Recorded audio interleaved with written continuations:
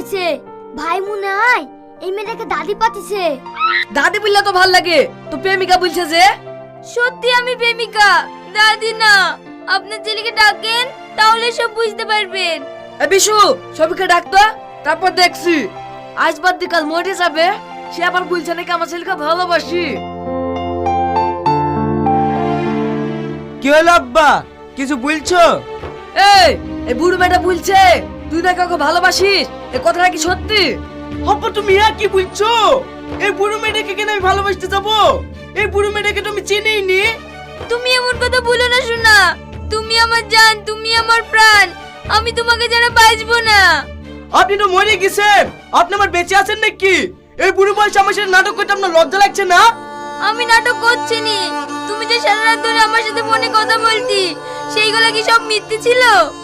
আমি কেন আপনার সাথে ফোনে কথা বলতে যাবো? তাহলে